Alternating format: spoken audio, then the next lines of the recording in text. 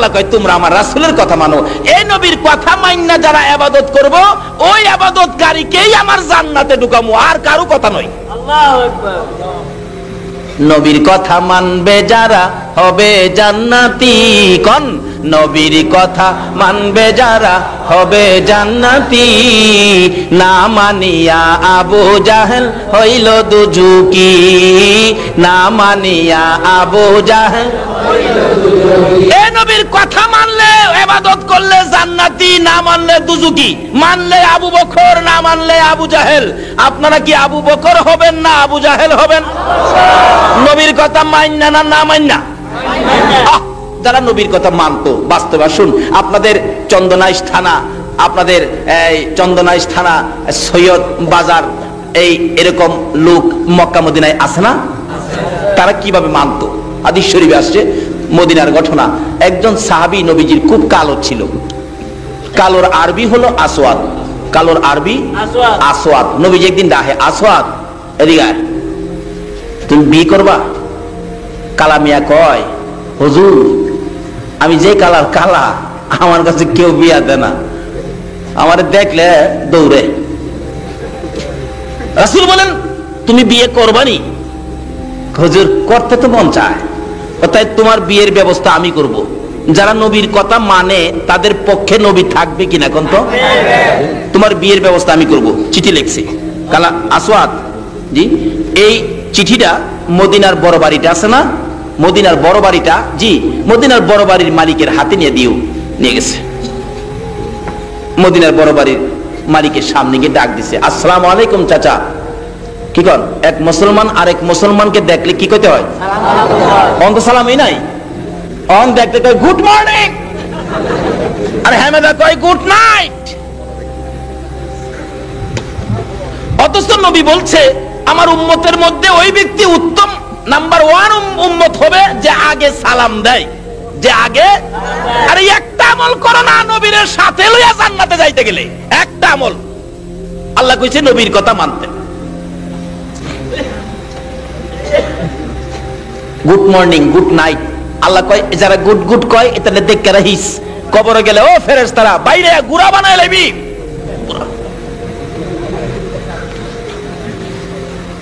মুসলমানের লজ্জা থাকা উচিত।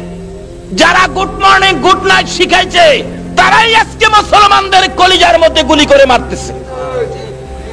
আজ থেকে কসম খাও, যদি নবীর সাফায়ের সহ জান্নাতে যেতে চাও, জীবনে আর কোনোদিন এই মুখ থেকে গুড মর্নিং আর গুড নাইট বাহির করব না।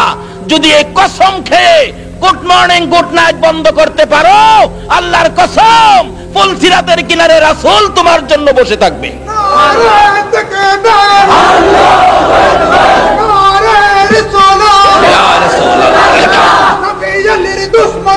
হুশিয়ার সাবধান, হুশিয়ার সাবধান, নবী ওরে দুশমনেরা ভাবি বাদ বদলি মার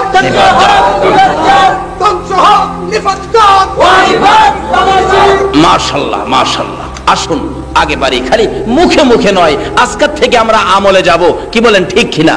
ও বাবা যুবক, এক মুসলমান আরেক মুসলমান, এক বন্ধু আরেক বন্ধুকে দেখলে আগামী কাল থেকে কি ব্যবহার করবে? আল্লাহ তুমি কবুল করো, সকলে বলুন আমিন। এই আমলটুকুন যদি আজকের মাহফিল থেকে নিয়ে কবরে যাইতে পারো, 100 গলা কাটা শহীদের সওয়াব তোমার আমল নামায় দেওয়া হবে। আপনাদের মুহসিন আউলিয়া নামাজ পড়তো নি? আমানত শাহ নামাজ পড়তো নি? বদর শাহ নামাজ পড়তো নি? শাহজালাল নামাজ পড়তো নি? শাহজালাল নামাজ পড়তো? গাউসে পাক নামাজ পড়তো? খাজা মঈনুদ্দিন চিশতি নামাজ পড়তো? আর নামাজ ছাড়া রেডিমেড ওলি বাইরিয়া গেছে দুঃখা দেওয়ার জন্য। কাজী এই জন্য আল্লাহ বলছে কারো কথা নয়, তোমরা আমার নবীর কথা মানো। বলুন কার কথা? যদি মানেন কি লাভ দেখেন না? ও কালা কালারে মানো না আমার নবীর কথা, তাইলে তোমার ভাগ্য হবে বালা। কালা হইয়া দেখেন ভাগ্য কি হয়। ও কালা আসওয়াদ এদিকে আয়, বিয়ে করবি? চিঠি দিলাম, যা মদিনার বড় বাড়ির মালিকের কাছে লইয়া যা। যায় দেখে মালিক বসা ছিল। আসসালামু আলাইকুম চাচা। দেখছেন নবীর শিক্ষা। নবীর শিক্ষা কি? আগে কি করা? কোন আগে কি? কালকার থেকে এটা আমল করেন না, বিপদে নবীরে পাশে পাবেন। আসসালামু আলাইকুম চাচা। ওয়ালাইকুম সালাম বাতিজা, কি ব্যাপার? নবীজি একটা চিঠি পাঠাইছে। আরে কোন কি নবী চিঠি পাঠাইছে? বসা ছিল, নবীরে যারা ভালোবাসে নবীর চিঠিরেও ভালোবাসবে কিনা বলুন তো। চট করে ওইটা দাঁড়ায়া চিঠিকে চুমা খাইছে, খুইলা দেখে লেখা ছিল, তোমার সুন্দরী মেয়েটাকে আমার কালো সাহাবীর কাছে বিয়ে দিয়ে দাও, ইতি রাহমাতাল লিল আলামিন। ওই বড় বাড়ির মালিক চিঠি পাইয়া দুইটা চোখের পানি ছেড়ে দিয়েছে। ইয়া আল্লাহ, তুমি না বলেছো তোমার বন্ধুর কথা মানার জন্য? তোমার বন্ধু চিঠি লিখছে আমার সুন্দরী মেয়েটাকে কালো সাহাবীর কাছে বিয়ে দেওয়ার জন্য, ইতি লাগাইছে রাহমাতাল লিল আলামিন। খোদা গো, আমি তো তোমার নবীর কথা মানি, কিন্তু মেয়েটা যে আমার সুন্দরী, আলেম ওলামারা আছেন কিতাব লেখে মেয়েটা এত সুন্দর ছিল, মদিনাতে ওই মেয়ের চাইতে সুন্দরী আর কেউ ছিল না, বিদায় কিতাবের মধ্যে তাকে হুরে মদিনা, মদিনার হুর বলে লেখা হয়েছে। মদিনার মানুষ তার হুরে মদিনা কইয়া ডাকতো, এত সুন্দর ছিল। কিন্তু জেলারে পাঠাইছে জামাই বাবু তো কালা, জামাইটা কালা, মেয়েটা সুন্দর। মেয়ের বাবা কয় নবী যখন পাঠাইছে বিয়া তো দিতে হবে, আচ্ছা জামাইটা একটু দেহি। কি কোন জামাই দেহে না? কি কোন দেহে না জামাই? আপনাদের এদিকে দেহে? আমাদের এদিকে জামাই দেখতেছে মানুষ আইছে, জামাইরে কে জানে শিয়াইছে, তোরে যাই কয় সবকিছু বাড়ায়া বাড়ায়া কইস। জিগাইছে জামাই আপনারা কয় ভাই? আসিন 5 ভাই ক 7 ভাই। জামাই জমি জামা কেমন আছে? আসিন 5 কানি কয় 11 কানি। বাড়ির গড় ছিল 3টা, জিগাই গড় কয়টা আপনাদের? ক 5টা। 3টা গড় 5টা কয়ে বসছে মানুষের দেহে। এটা কইতে কইতে জামাই একটু কাশি মারছে। মেয়ের পক্ষের একজন কয় জামাই আপনার কি সর্দি? কয় না, আমার জক্কা। ঠিক হন, যেই বারা বাড়াইতাছে বিয়া আছে কপালা।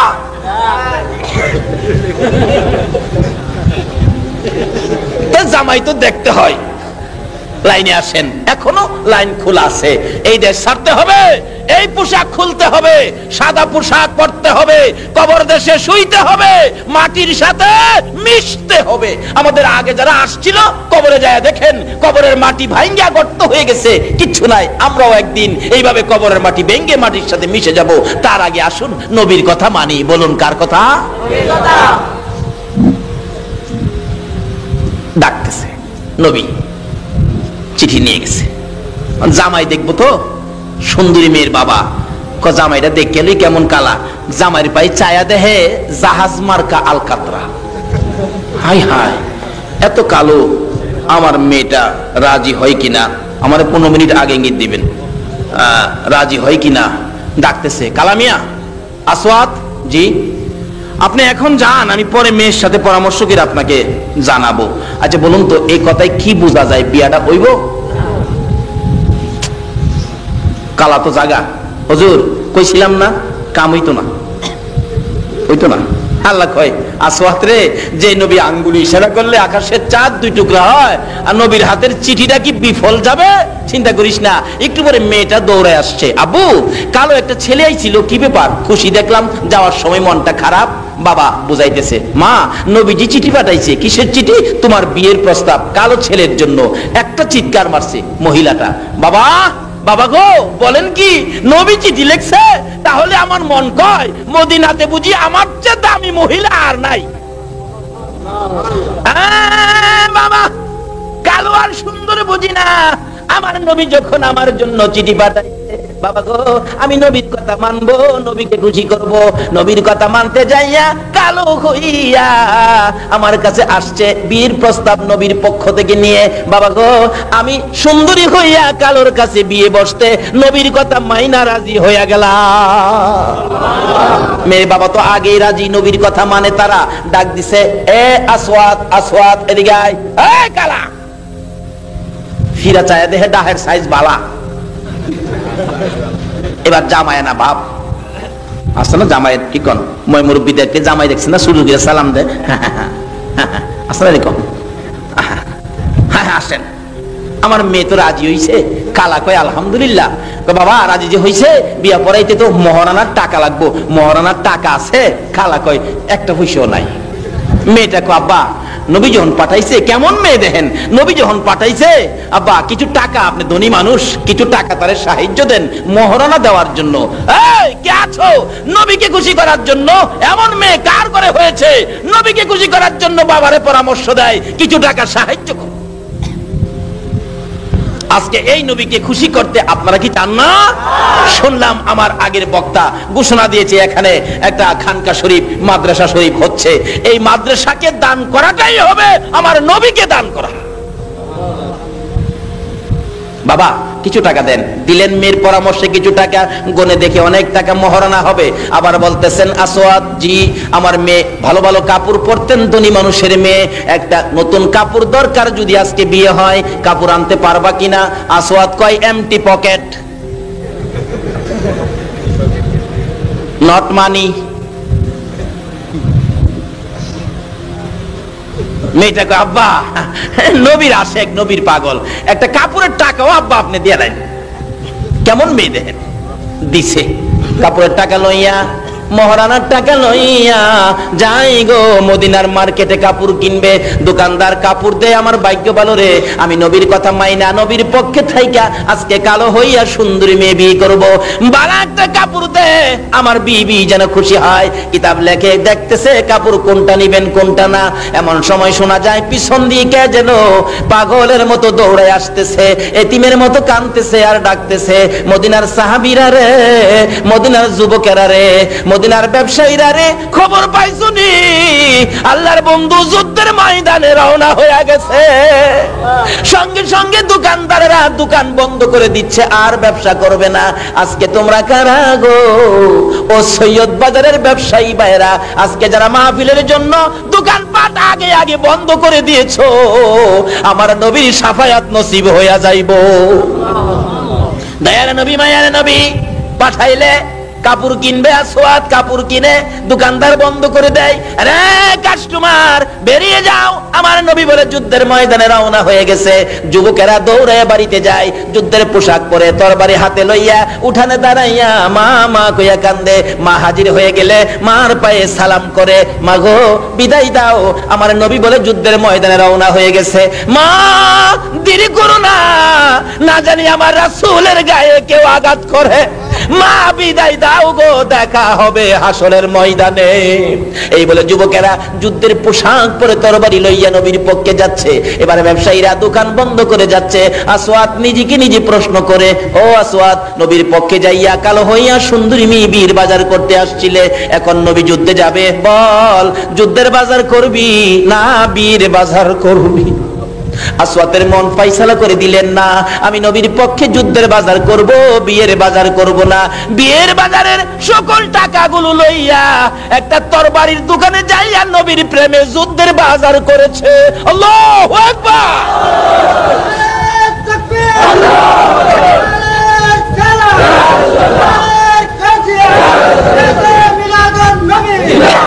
বলতেছিলাম মানো না আমার সেই নবীর কথা, মানার জন্য বলছে আমার আল্লাহ যদি জান্নাতে যেতে চাও, এবার প্রথম ভাবেই দেখো জান্নাত কিভাবে আসে। আসওয়াদ একটা তরবারি কিনে যুদ্ধের বাজার করে বিয়ের বাজারে টাকা দিয়ে সুন্দরী মেয়ে বসে আছে, আসওয়াদের বিবি হবে। আসওয়াদ সুন্দরী মেয়ের দিকে তাকায় না, আমার নবীর ভালোবাসা লইয়া বিয়ের বাজারে টাকা দিয়া যুদ্ধের বাজার করে পিছে পিছে যাইতেছে আর ডাকতেছে, ইয়া রাসূলুল্লাহ ইয়া হাবিবাল্লাহ ইয়া রাসূলুল্লাহ। আমার মৌতের নিদান কালে থাকিও নবী গো আমার শিয়রে, আমার মৌতের নিদান কালে থাকিও নবী গো আমার শিয়রে, দেখিব আপনাকে দুই নয়ন ভরে, ইয়া রাসূলুল্লাহ ইয়া হাবিবাল্লাহ ইয়া রাসূলুল্লাহ। আসওয়াদ আমার নবীর পক্ষে, নবীর কথা মানে, নবীকে ভালোবাসে। যুদ্ধের বাজার করে গো, বীর বাজারে টাকা দিয়ে যুদ্ধের বাজার করে তরবারি সহ যুদ্ধের ময়দানে উপস্থিত। যুদ্ধ শুরু হয়ে যায়। যুদ্ধ করতে করতে নবীর আশেক আসওয়াদ শহীদ হয়ে যায়।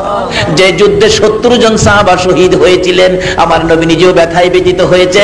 যুদ্ধ থেমে গেলে নবীজি ডাকতেছেন, সাহাবীরা রে, গলা কাটা, মাথা ফাটা, কলিজা বাহির হয়ে আছে রে, আমি আর সহ্য করতে পারি না রে সাহাবীরা, দে দে আমার আদরের শহীদদেরকে তোরা দাফন করে দে। আল্লাহু আকবার। আমার নবী বলেন, সহ্য করতে পারি না, দে দে দাফন করে দে। শর্ত হলো গোসল করাইস না, কাফনও পরাইস না রে। রক্তমাখা অবস্থায় হাসরের ময়দানে আমি নবী আল্লাহর আরশের কিনারে লইয়া দাঁড়াইব। মাউত দেখো আমার উম্মতের মতো তোমার জন্য এইভাবে আর কোন নবী রাসূলের উম্মতেরা রক্ত দিছেনি। এই যে দেখো, গলা কাটা রক্ত পড়তে থাকবে, মাথা ফাটা রক্ত পড়তে থাকবে।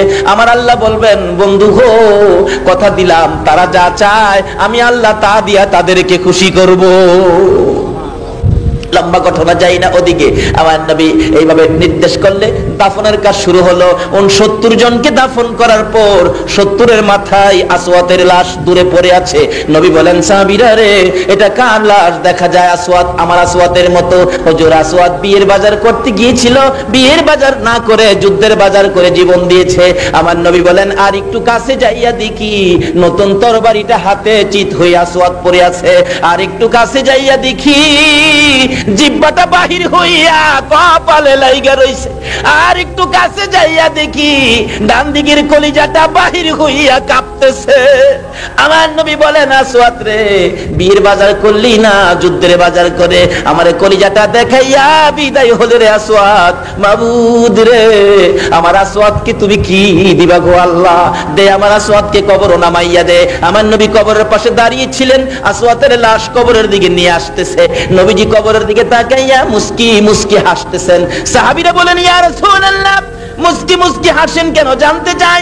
আমার নবী বলেন, সাহাবীরা রে, আমি যা দেখি তোমরা তা দেখো না। হুজুর, কি দেখে হাসছেন আমি জানতে চাই। এবার আমার নবী জবাব দেন, এরে সাহাবীরা, আমার আসওয়াত মদিনার হুর বিয়ে করতে গিয়েছিল। আমার যুদ্ধের খবর পাইয়া বিয়ের বাজারে টাকা দিয়ে যুদ্ধের বাজার করে মদিনার হুর ফালাইয়া রে আমি নবীর প্রেমে জীবন দিয়ে কবরে রওনা হয়েছে। রে সাহাবীরা, সেই জন্য কবরের দিকে তাকাইয়া দেখি রে, মদিনার হুরের পরিবর্তে আসওয়াতের কবরে জান্নাতের হুর পাঠাইয়া দিছে। আল্লাহু আকবার। ইয়া রাসূলুল্লাহ,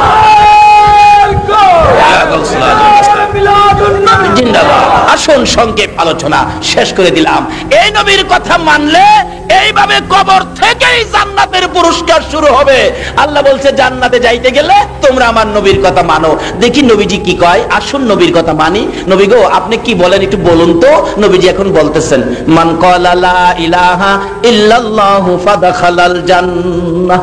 প্রথম নাম্বারে নবী বলেন, উম্মতরা রে, জান্নাতের টিকেটটা লয়ে যা, জান্নাতের টিকেট। মান ক্বালা লা ইলাহা ইল্লাল্লাহু ফাদখালাল জান্নাহ। এই কালিমাটা যার কাছে আছে তারা জান্নাতে প্রবেশ করবে। জোরে বলুন সুবহানাল্লাহ। একটা দিল প্রথম জান্নাতে। আল্লাহ বলছে, জান্নাতে যাইতে গেলে নবীর কথা মানো। নবী প্রথমেই তো জান্নাতের টিকেট দিল। দ্বিতীয় নম্বরে আসুন নবী কি কয়, আসসালাতু মিফতাহুল জান্নাহ। নবী বলেন, নামাজ বেহেশতের চাবি। দেখছেন নি, এই নবীর কথা মানলে লাভ হবে না লস হবে? আল্লাহ বলছে, তোমরা ইবাদত করলে জান্নাত দিব, কিন্তু কার কথায়? জান্নাতে যাওয়ার ইবাদত করতে গেলে মানতে হবে নবীর কথা। নামাজ বেহেশতের চাবি। আবার বলছে, তোমরা বেহেশতে তোমরা খাবি তো আমার সাথে খাবি? নবী বলেন, আমার সাথে খাবি? তাহলে তোমরা কি করো, মান আহাব্বা সুন্নতি ফাকাদ আহাব্বানি ওয়া মান আহাব্বানি কানা মাই ফিল জান্নাহ। যারা সুন্নতকে মহব্বত করলো সে যেন আমি রাসূলকে মহব্বত করলো, যে আমাকে মহব্বত করলো সে যেন জান্নাতের ভিতরে বসে আমি নবীর সাথে খানা খাইবো। জোরে কন্যা সুবহানাল্লাহ।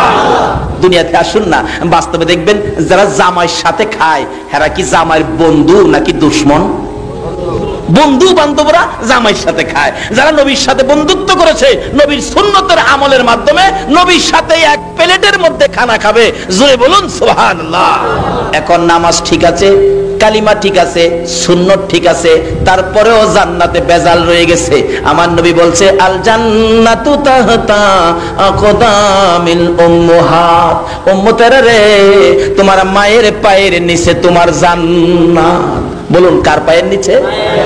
এই রমজান মাসের বরকত পাবেন না যারা মা বাবার খেদমত করেন নাই, নামাজ রোজা হজ যাকাত, মুফতি মুহাদ্দিস মুফাসসির মক্কা মদিনার ইমাম সাহেব যদি হন, এই মারে যদি কষ্ট দেন তাহলে সব বরবাদ।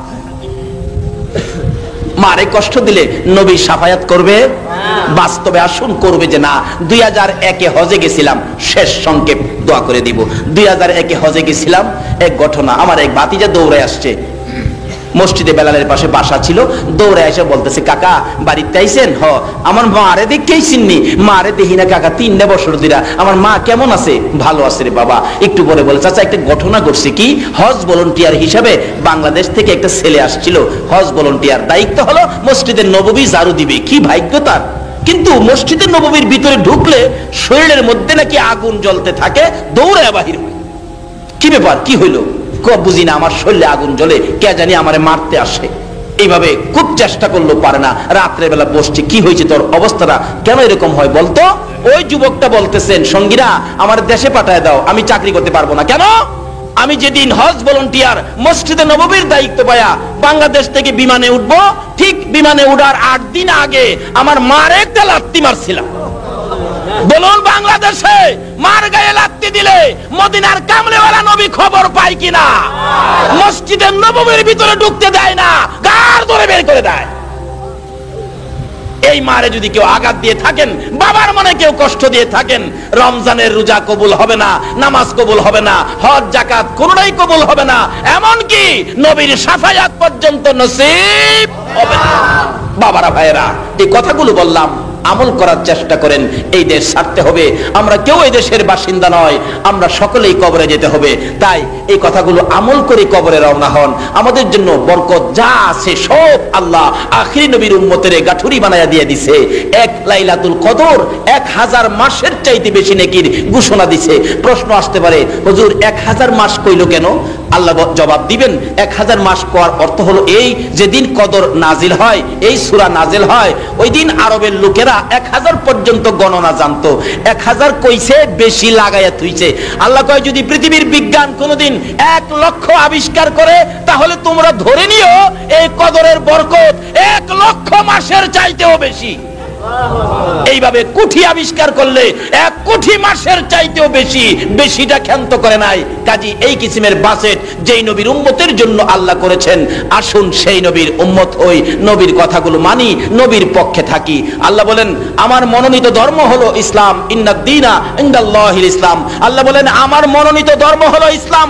নবী বলেন আমার মনোনীত জামাত হলো আহলে সুন্নাত ওয়াল জামাত। আসুন আল্লাহর মনোনীত ইসলাম এই ধর্মের মধ্যে থাকি, নবীর মনোনীত জামাত আহলে সুন্নাত ওয়াল জামাত, এই জামাতের সদস্য হয়ে থাকি। আল্লাহ আমাদেরকে কবুল করুন, সকলে বলুন আমিন। আসুন এই রমজান মাসের মধ্যবর্তী 10 দিন আল্লাহ দোয়া কবুল করবেন, নিশ্চিত কবুল, নিজেরা টের পাবেন। দোয়ায় যদি দেখেন হাত বাড়াইলে হাতটা ভারী ভারী লাগে, শরীরটা হালকা লাগে, মনটা শান্তি লাগে, তাইলে মনে করবেন জীবনের গুনাহগুলি মাফ, এবং যা দাবি যা ছিল, রমজানের যা বরকতের বাজেট ছিল, সব আজকে আল্লাহ আমাদেরকে দিয়েছে। আসুন সে আশায় হাত বাড়াই। ظلمنا أنفسنا وإن لم تغفر لنا وترحمنا لنكونن من الخاسرين رب ارحمهما كما ربياني صغيرا رب العالمين জান্নাতের বাগানে বসে জান্নাতি মেহমান লইয়া হাত বাড়াইছি।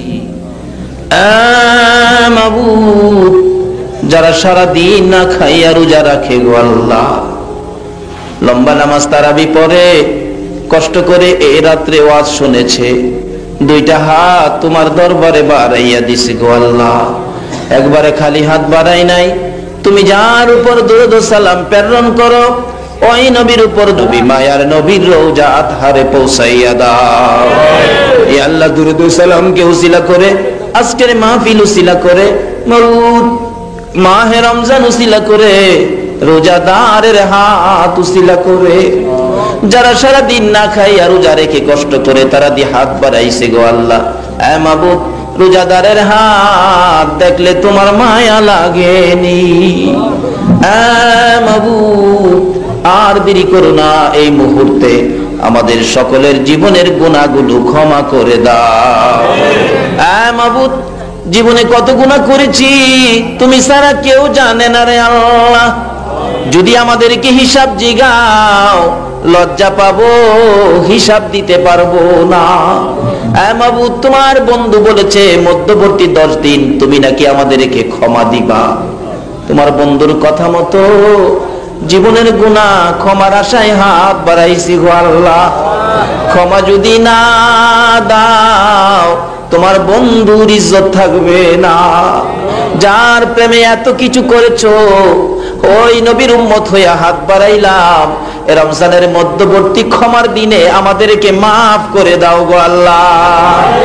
মাফ করছনি গো আল্লাহ, ডাক দেন না আল্লাহ, ইয়া আল্লাহ, ইয়া আল্লাহ, জীবনের গুনাহ মাফ করে দাও। এ মাবুদ, জীবনের গুনাহ মাফের আশার দরখাস্তের পর আর একটা দরখাস্ত করি, তুমি কিন্তু রাগ হইও না। মাবুদ, এই মাহফিলে যারা হাত বাড়াইছে আমি জানি না কার জানি মা নাই রে আল্লাহ, কার জানি বাবা নাই, এইদের কাপড়ের বাজারে কার জানি চোখের পানি ঝরবে রে আল্লাহ। ওই দিন দেখি একটা ছেলে রিকশার মধ্যে উঠে 2টা চোখের পানি জর্জর করে ছাড়তেছে। জিজ্ঞেস করলাম, বাবা কেন কান্দো? পেটে কি ব্যথা হয়েছে? না হুজুর। শরীরে কি কোনো অসুস্থ? না হুজুর। তাহলে কেন কান্দো? ছেলেটা জবাব দেন, হুজুর গত রোজার ঈদের কাপড় কিনতে গেলে আগে মা বাবার কাপড় কিনেছি, আজকে যে বাজারে যাইতেছি আমি কার কাপড় আগে কিনবো সেই ব্যথায় কান্দি। আমার মাও নাই, আমার বাবাও নাই। হ্যাঁ মাবুদ, এই মায়ের অভাবী বাবার অভাবী হইয়া যারা হাত বাড়াইছে গো আল্লাহ, এত কষ্ট যারা করেছে এত রাত পর্যন্ত, ওই সকল মা বাবার কবর জান্নাতের বাগান বানাইয়া দাও। মাবুদ, মা বাবা যার দুনিয়াতে আছে হায়াত বাড়াইয়া দাও, আমার আব্বার হায়াত বাড়াইয়া দাও। মা বাবা কেমন জিনিস বুঝার তৌফিক ছেলে মেয়েদেরকে দান করে দাও গো আল্লাহ। ইয়া আল্লাহ, দাদা দাদি নানা নানি শ্বশুর শাশুড়ি আলী আওরাত বংশধর ময় মুরব্বী পাড়া প্রতিবেশী খানদানবাসী, খাস করে এলাকার জমিনের নিচে যত মোমেন মোমেনাত ঘুমিয়ে আছে সকলের কবর জান্নাতের বাগান বানাইয়া দাও। মাবুদ, যারা এই মাহফিলের আয়োজন করলো গো আল্লাহ, আল্লাহ এই আয়োজনকারীকে তুমি কবুল করে নাও গো আল্লাহ, তাদেরকে বেশি বেশি করে নেক হায়াত বাড়াইয়া দাও গো আল্লাহ। মাহফিলে যারা আসছে সাহায্য সহযোগিতা করেছে, বুদ্ধি পরামর্শ দিয়েছে, তাদের বংশধর ময় মুরব্বী যারা কবরে, সবাইকে তুমি মাফ করে দাও গো আল্লাহ। মাবুদ, আমাদের সকলকে রমজানের বরকত সবে কদর সহ নসিব করে দিও গো আল্লাহ। আমাদের নামাজ রোজা সেহরি তারাবি ইফতার সব তুমি কবুল করে নাও গো আল্লাহ। মাবুদ, এই সৈয়দ বাজারের মাহফিলে দূর দূরান্ত থেকে যারা দৌড়ায় আসছে রে আল্লাহ, যে যে আশায় হাত বাড়াইছে সকলের মনের আশা পুরা করে দাও গো আল্লাহ। সকলকে তুমি আফত বিপদ আযাব গজব অ্যাক্সিডেন্ট বালা মুসিবত শয়তানের শয়তানি দুশমনের দুশমনি হইতে বাঁচাইয়া রহমত বরকত শান্তি দ্বারা ভরপুর করে দাও গো আল্লাহ। মাবুদ, এই মাহফিলে যারা এত রাত পর্যন্ত কষ্ট করেছে গো, তোমার নবীর মায়ায় যারা বসে রয়েছে গো আল্লাহ, সকলকে তুমি কাল কিয়ামতে নবীর গুদারায় উঠাইয়া ফুলসিরাতের ফুল পার করে দিও গো আল্লাহ। তোমার নবী যেই জান্নাতে থাকবে গো, ওই জান্নাতের পাশে জান্নাতি বানাইয়া দিও গো আল্লাহ। ইয়া আল্লাহ, এই বাজারে খানকা শরীফ করা হয়েছে, আবিজিয়া মাদ্রাসা, এতিমখানা, ইবতেদায়ী মাদ্রাসা, প্রভু গো তুমি কবুল আর মঞ্জুর করে নাও। এই মাদ্রাসাকে যারা ভালোবাসবে গো, তাদের গলায় নবীর প্রেমের মালা পরাইয়া দিও গো আল্লাহ। ইয়া আল্লাহ, এই মাহফিল তুমি কবুল আর মঞ্জুর করে নাও গো আল্লাহ। ইয়া আল্লাহ, আমাদের মধ্যে যারা অভাবী অভাব দূর করে দাও, আমাদের মধ্যে যারা বিমারি বিমার শেফা করে দাও। ইয়া আল্লাহ, আমাদের মধ্যে যারা নামাজি নামাজ কবুল করে নাও, আমাদের মধ্যে যারা নামাজ পড়ে না নামাজের বুঝ দান করে দাও। যারা মদিনা যাওয়ার পাগল পাখির মতো উড়াইয়া মদিনা লইয়া যাও গো আল্লাহ। সোনার মদিনা না দেখাইয়া এই মাহফিলের কাউকে তুমি আজরাইলের হাতে তুলে দিও না গো আল্লাহ। ইয়া আল্লাহ, দূর দূরান্ত থেকে যারা মাহফিলে আসছে আবার বাড়িতে যাবে, যারা যেখানে যাবে সহি সালামতে পৌঁছাইয়া দিও গো আল্লাহ। ইয়া আল্লাহ, আমাদের মধ্যে যারা ব্যবসা করে ব্যবসায় বরকত দাও, যারা চাকরি করে পদোন্নতি দান করে দাও, যারা গৃহস্থী করে জমির ফসলে বরকত লাগাইয়া দাও। ইয়া আল্লাহ, আমাদের সকলকে তুমি বেশি বেশি করে নেক হায়াত বাড়াইয়া দাও। যেদিন আজরাইল পাঠাইবা গো, এদিন রমজান মাসে পাঠাইও, জুমার দিনে পাঠাইও, সবে কদরের রাত্রে পাঠাইও। যেদিন আজরাইল রূহ বের করে নিবে গো, ওই দিন তোমার দয়ার নবীরা চোখের সামনে হাজির করে দিও। ইয়া আল্লাহ, নবীকে দেখতে দেখতে যেন বিদায়ী হতে পারি, কালিমা পড়তে পড়তে যেন কবরে যাইতে পারি। আমাদেরকে তুমি কবুল আর মঞ্জুর করে লও গো আল্লাহ। ইয়া আল্লাহ, যে যে আশায় হাত বাড়াইছে সকলের মনের আশা পুরা করে দাও। এই মাহফিলে যারা টাকা পয়সা সাহায্য সহযোগিতা দিয়েছে, বুদ্ধি পরামর্শ দিয়েছে, ইয়া আল্লাহ সুন্দর করে মাহফিল কায়েম করেছে, আল্লাহ তাদেরকে তুমি বেশি করে নেক হায়াত বাড়াইয়া দাও। এই মাহফিলটুকুন তোমার দরবারে আমানত করে গেলাম গো, কিয়ামত পর্যন্ত কায়েম রাখো গো আল্লাহ। ইয়া আল্লাহ, এই মাহফিল কিয়ামত পর্যন্ত কায়েম রাখো গো আল্লাহ। আল্লাহ, আমাদের মধ্যে যাদের ছোট ছোট ছেলে মেয়ে আছে, ছেলে মেয়েদেরকে হায়াত দারাজ করো, সুশিক্ষায় শিক্ষিত করে বাপ মার কলিজা ঠান্ডা করো। ও অকালে মৃত্যু দিও না, মা বাবার কলিজায় আগুন জ্বালাইও না, ছেলে মেয়েদের মুখে এতিমের দাগ লাগাইও না, ছেলে মেয়েদের মা বাবার হায়াত বাড়াইয়া দাও।